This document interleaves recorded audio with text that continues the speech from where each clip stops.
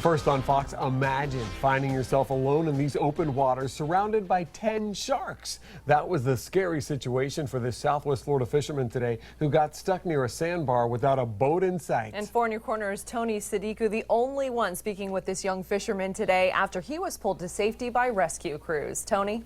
The man I talked to today is no stranger to fishing or being in the water. He's been doing it most of his life. But today's mission of using cut bait to lure redfish nearly left him as the bait.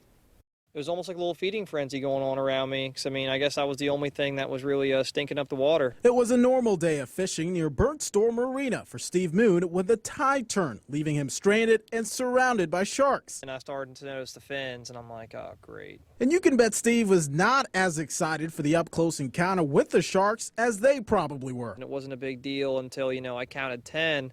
And, that they kept getting closer, more aggressive, getting within like a foot of me. What was going through your mind at that point? Get out.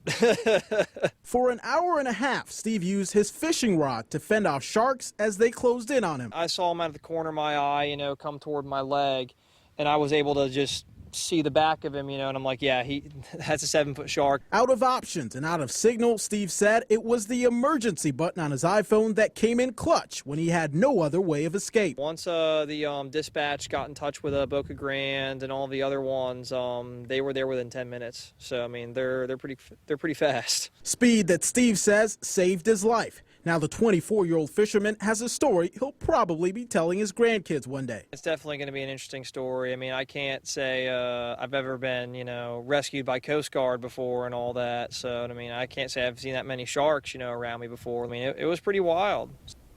Steve tells me he'll be back in the water within a week, but he says next time he probably won't go alone. Live in the newsroom, Tony Sadiku, Fox 4 in your corner. All right.